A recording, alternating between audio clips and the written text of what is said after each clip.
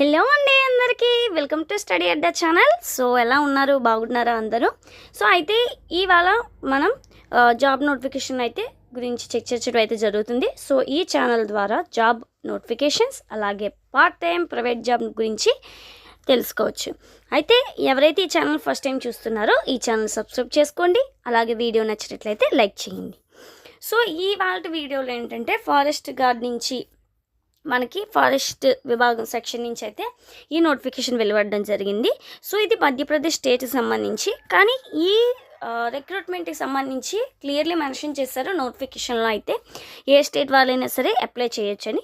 So ఒకవేళ మీకు interest ఉన్నట్లయితే చేయండి, మంచి పోస్ట్ అండి, మీకు అలవెన్సెస్ కూడా దొరుకుతూ ఉంటాయి. అయితే ఈ ఈ సెషన్ ద్వారా ఎలిజిబుల్ క్రైటీరియా ఏంటి, అలాగే ఏజ్ లిమిట్ ఏంటి, సెలక్షన్ ప్రాసెస్ ఏంటి, ఎవరు ఎలిజిబుల్, ఎడ్యుకేషన్ క్వాలిఫికేషన్స్ ఏంటి, ఇవన్నీ కూడా ఇవాళ ఈ వీడియోలో చర్చిద్దామండి.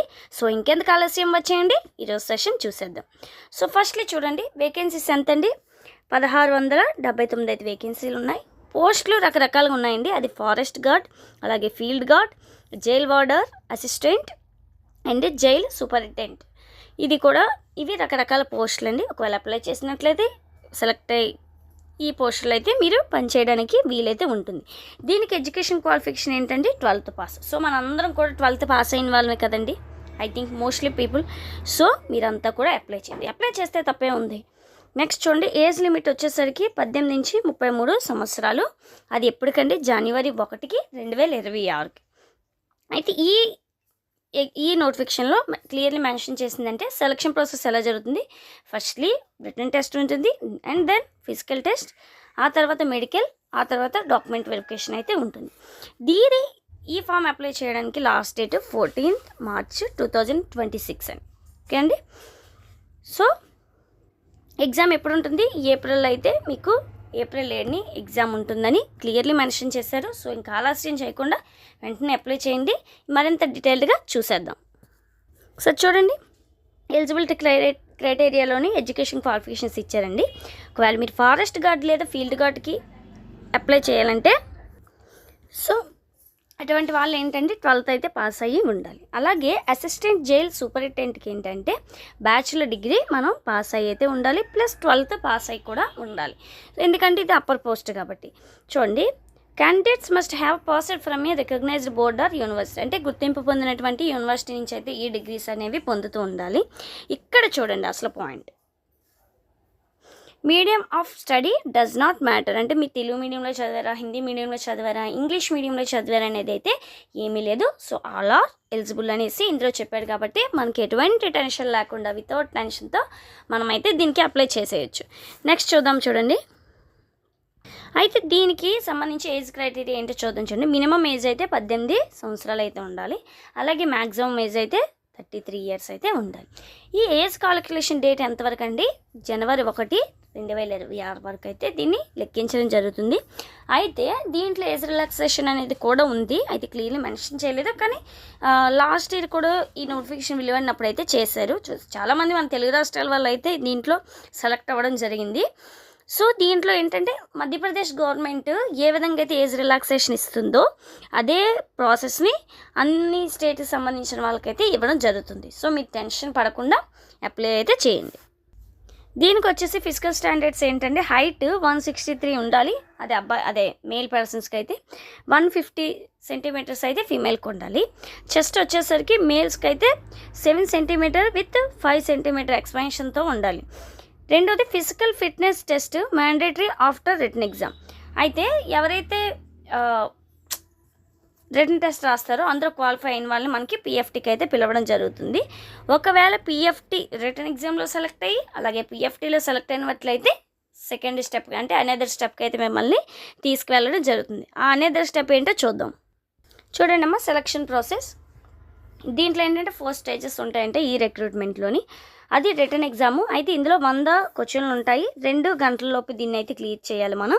నెగిటివ్ మార్కింగ్ ఎంత అండి, 0.25 మార్క్స్ అయితే నెగిటివ్ మార్కింగ్ అనేది ఉంది.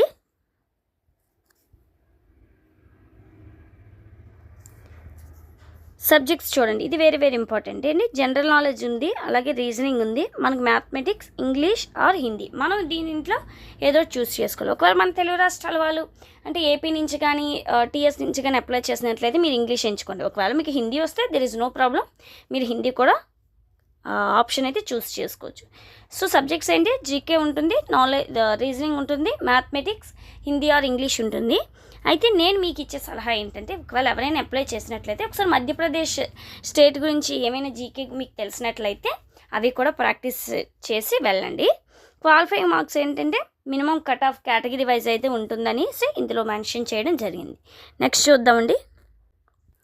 స్టేజ్ చూడండి, ఫిజికల్ టెస్ట్ అండి. అయితే ఎవరైతే రిటర్న్ ఎగ్జామ్లో సెలెక్ట్ అయిన వాళ్ళు ఉంటారో వాళ్ళని పిఎఫ్టీకి అయితే పిలవడం జరుగుతుంది. ఇక్కడే చెప్పారు కాబట్టి. దీంట్లో ఏంటంటే రన్నింగ్ ఉంటుంది, long jump, high jump and rope climbing, అంటే కొండలు అవి ఎక్కడం వంటి రోప్ క్లైంబింగ్ కూడా ఉంటుంది. నెక్స్ట్ చూడండి. అయితే దీంట్లో ఏంటంటే మేల్ క్యాండిడేట్స్కి అలాగే ఫీమేల్ క్యాండిడేట్స్కి అయితే వేరువేరుగా ఉంటుంది.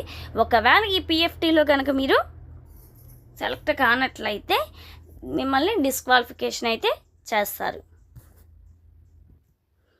నెక్స్ట్ స్టేజ్ వచ్చేసరికి డాక్యుమెంట్ వెరిఫికేషన్. అంటే రిటర్న్ ఎగ్జామ్లో పాస్ అయిన వాళ్ళు అలాగే పిఎఫ్టీలో కూడా సెలెక్ట్ అయినట్లయితే దీనికి మీకు డాక్యుమెంట్ వెరిఫికేషన్కి అయితే పిలవడం జరుగుతుంది.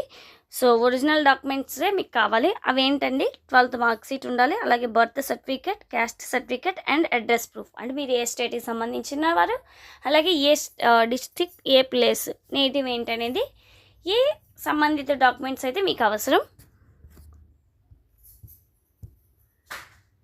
నెక్స్ట్ వచ్చేసి మెడికల్ ఎగ్జామినేషన్ అంటండి. ఇది ఫైనల్ స్టేజ్ ఆఫ్ సెలక్షన్. ఈ ప్రాసెస్లో ఇది ఇంకా ఫైనల్. దీంట్లో ఏంటంటే మెడికల్గా ఫిట్నెస్ ఉందా లేదనేసి మీకు చేస్తారు. ఇందులో కూడా సెలెక్ట్ అయినట్లయితే మీకు డైరెక్ట్ అపాయింట్మెంట్ అయితే ఇవ్వడం జరుగుతుంది. సో ఇదండి ఇవాళ రిక్రూట్మెంట్. అయితే దీనికి సంబంధించి మీరు అఫీషియల్గా ఈ నోటిఫికేషన్ చూడవలసినట్లయితే మీరు మధ్యప్రదేశ్ బోర్డు ఎంపీఈఎస్బి అని వెబ్సైట్ ఉంటుందండి. దాని మీద మీరు క్లిక్ చేసినట్లయితే ఈ నోటిఫికేషన్ అయితే చూడడం జరుగుతుంది. అలాగే దీంట్లో ఆన్లైన్ది అప్లికేషన్ కూడా ఉంటుందండి. సో అప్పుడు క్లిక్ చేసి మీ యొక్క డీటెయిల్స్ అన్నీ కూడా ఎంటర్ చేయండి. అలాగే లాంగ్వేజ్ కూడా చూస్ చేసుకొని వెంటనే సబ్మిట్ ఆప్షన్ అయితే కొట్టండి. సో ఇదండి ఇవాల్టి సెషన్.